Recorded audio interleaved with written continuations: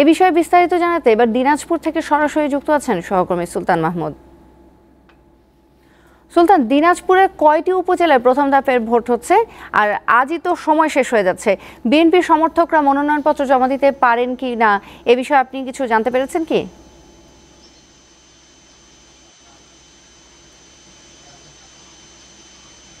তৌসিয়া, আপনি জানেন সারা দেশের ১৫২টি উপজেলা প্রথম ধাপের নির্বাচনের মধ্যে দিনাজপুরের ১৩টি উপজেলার মধ্যে প্রথম ধাপে ৩টি উপজেলা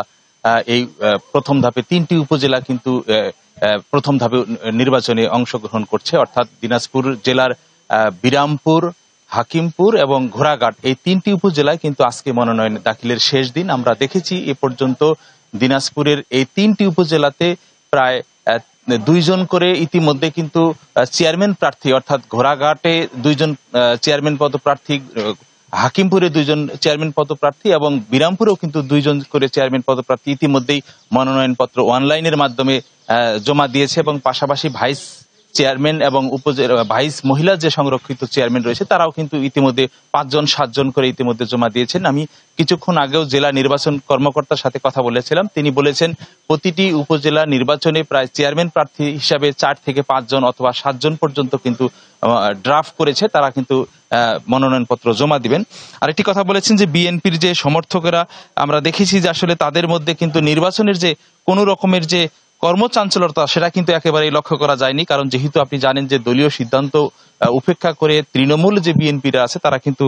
মনোনয়নপত্র দাখিল বা জমা দেওয়ার ক্ষেত্রে কোনো রকমের আগ্রহ বা উৎসাহ তারা দেখাচ্ছে না। আমরা কিছুক্ষণ আগেও দিনাজপুর জেলা বিএনপির সভাপতি অ্যাডভোকেট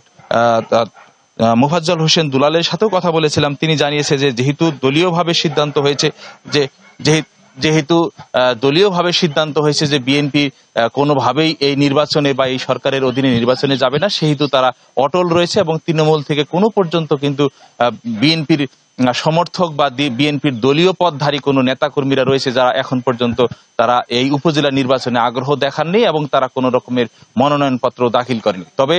এখন পর্যন্ত আমরা দেখেছি যে ৩টি উপজেলা যেহেতু প্রথম ধাপে নির্বাচন অনুষ্ঠিত হচ্ছে, শুধুমাত্র অনলাইনের মাধ্যমে চেয়ারম্যান, ভাইস চেয়ারম্যান এবং মহিলা সংরক্ষিত যে ভাইস চেয়ারম্যান প্রার্থীরা রয়েছেন তারা অনলাইনের মাধ্যমে মনোনয়নপত্র দাখিল করছেন এবং আজকে বিকাল ৪টা পর্যন্ত তাদের যে মনোনয়নের যে শেষ সময়টুকু তারা কিন্তু এই সময় পর্যন্ত আমরা বিস্তারিত জানাতে পারবো যে মোট ৩টি উপজেলায় প্রতিটি উপজেলাতে কয়জন করে চেয়ারম্যান প্রার্থী এবং মহিলা ভাইস চেয়ারম্যান প্রার্থী এবং ভাইস চেয়ারম্যান যে প্রার্থী মোট ৩ জন করে প্রার্থী মনোনয়নপত্র দাখিল করতে পারবেন সেই বিষয়টি আপনাকে বিস্তারিত জানাতে পারবো। তৌসিয়া। সহকর্মী সুলতান মাহমুদ জানাচ্ছিলেন দিনাজপুর থেকে।